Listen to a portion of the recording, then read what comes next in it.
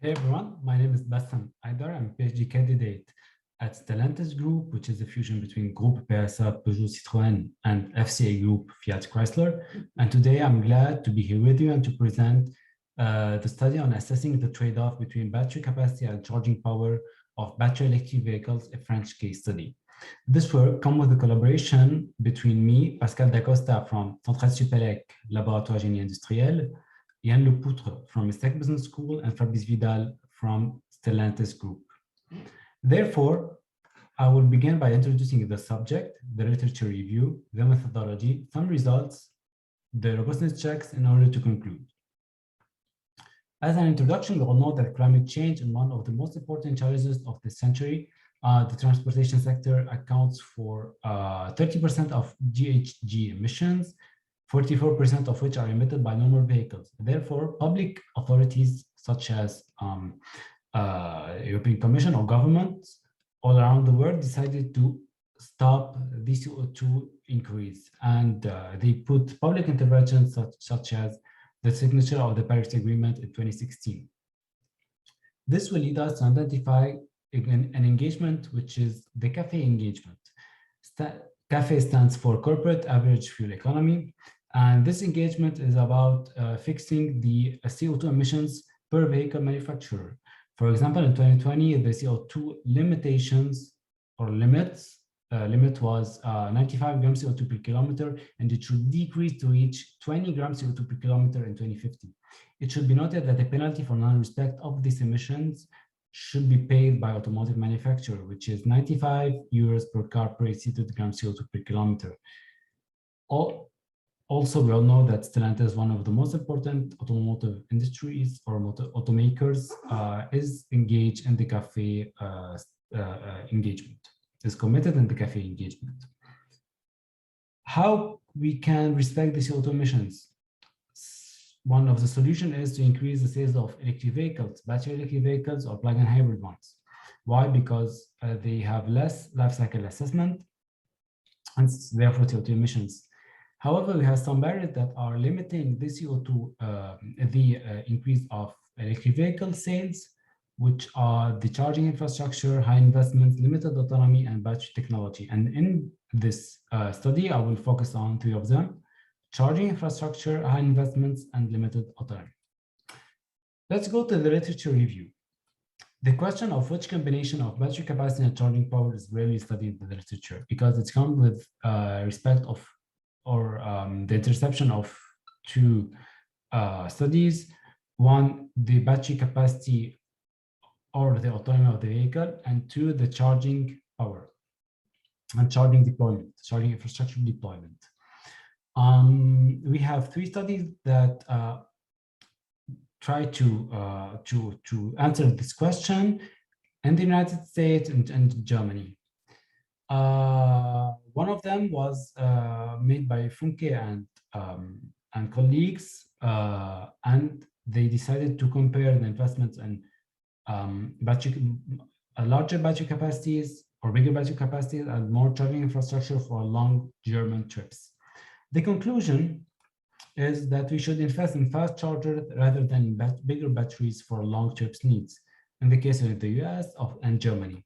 However, we have some questions, which are the research gaps. What about daily trips needs, homework and work home?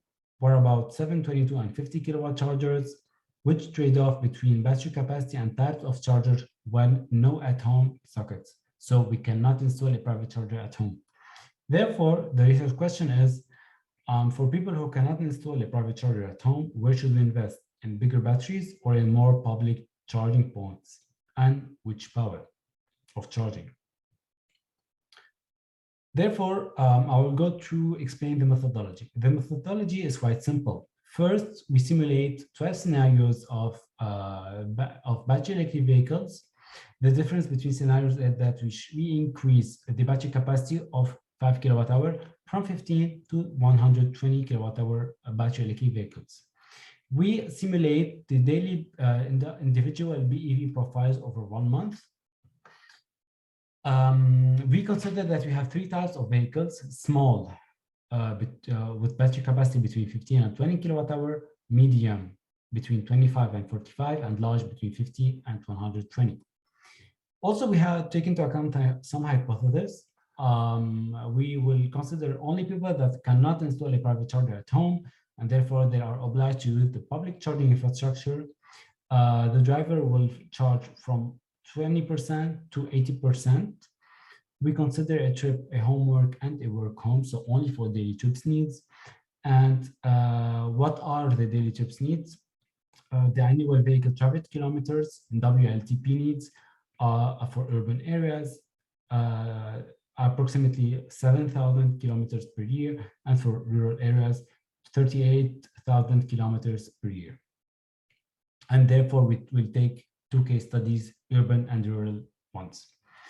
After calculating the battery electric vehicle needs, we will calculate the number of charging stations, taking into account a maximum waiting time of 15 minutes using a Q model MM2. We consider that every vehicle size could charge with a well-defined charger. A small will use a 7 kilowatt charger, a medium will use 22, and a large will use 50 kilowatt charger. And therefore, here we take into account something called C rate. So in order to limit the degradation of the battery, we will the battery electric vehicle will charge using the maximum permitted power. After, we will calculate the cost model of the charging point operator and the battery electric vehicle owner cost in order to conclude with a win-win situation for all parties. In this study, the ecosystem of the electric vehicle industry groups, the battery electric vehicle owner and the charging point operator.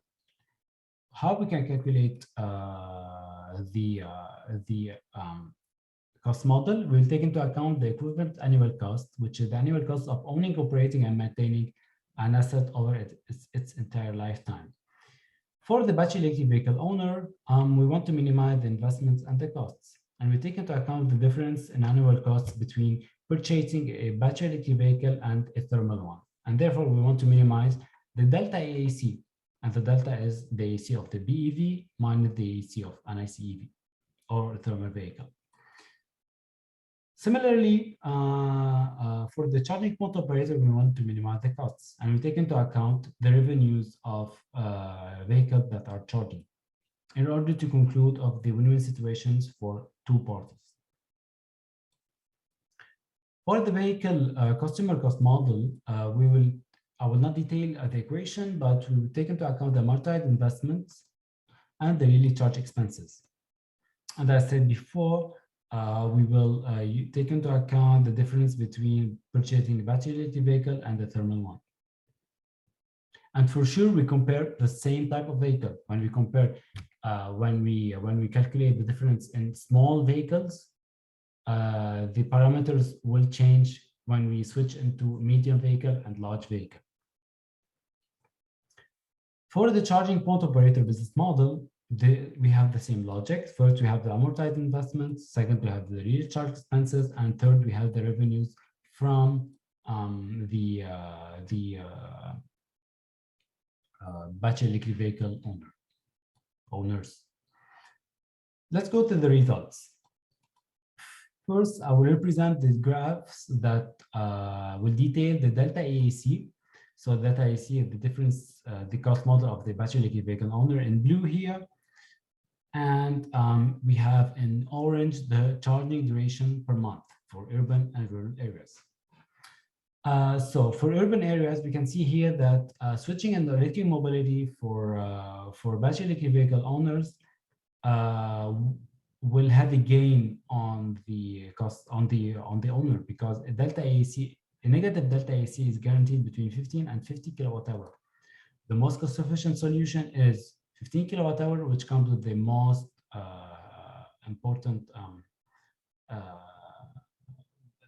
important negative delta AAC, or the highest. However, we have a high charging duration, which could be around 12 hours per month. For rural areas, the choice will depend on the driver, their daily traveled kilometers. But as we can see before, that rural areas, in rural areas, battery electric vehicle owners or drivers will drive long distances, so therefore small BEVs are excluded. The most cost-efficient solution is a 50 kilowatt-hour battery electric vehicle, which comes with a negative AAC. However, we have high charging duration, and it could be somehow risky for drivers. It depends on the daily traveled kilometer of the owner. Therefore, here we can see that we have a trade-off between lower costs and high charging durations. For urban areas, a negative delta AAC is guaranteed for 15 to 50 kilowatt-hour battery electric vehicle, and for rural areas, it depends on the driver's traveled kilometers. But we can see on economic way that we have negative delta AAC for 50 kilowatt-hour. Let's go to talk about the charging operator business model. Here we have the CPO, or the charging port operator cost model. In blue, we have the urban area, and in green, we have the rural area. Here we have the battery capacity of the BEV simulated. And I will remind you that for every size, we'll take into account a well-specified charging power. So small BEVs will use 7 kilowatt-hour, 10 kilowatt charger, medium will use 22, and large will use 50.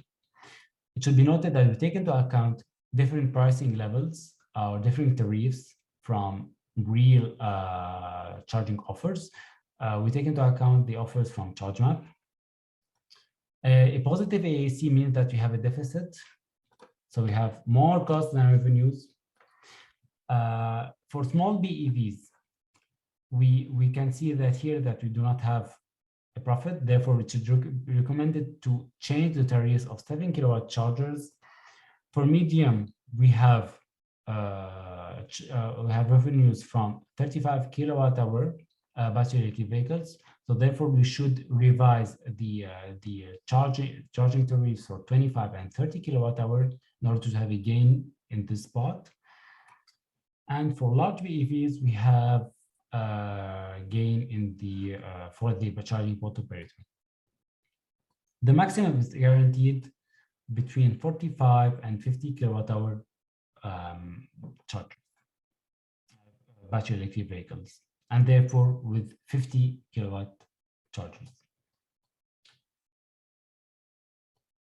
Let's go to the comparison in order to define what are the win-win situations. So first, for urban areas, in blue we have the cost model of the battery electric vehicle customer, and in orange we have the charging port operator cost model.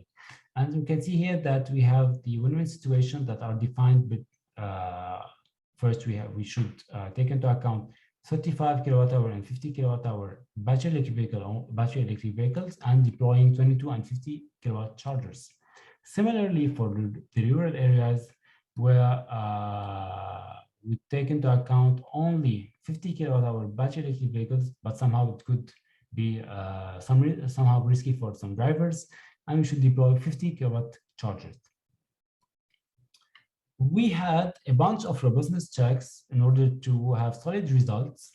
I will not detail them all, but I will tell you the conclusions. So first, we decided to make the usage between battery electric vehicle sizes and charging powers, because we will say that, yeah, in the future for a small BEVs, they could charge using fast chargers.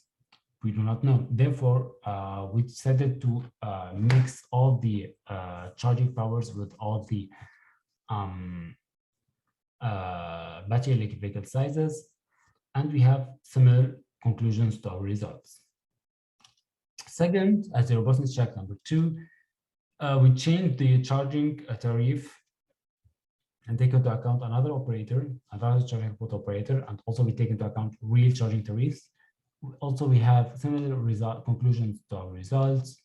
And as a robustness check number 3, we increased the charging tariff by 50% in order to measure the elasticity on the battery electric vehicle owner cost model. And we saw that we have high elasticity, and therefore we should recommend revising the charging tariffs before increasing these charging tariffs.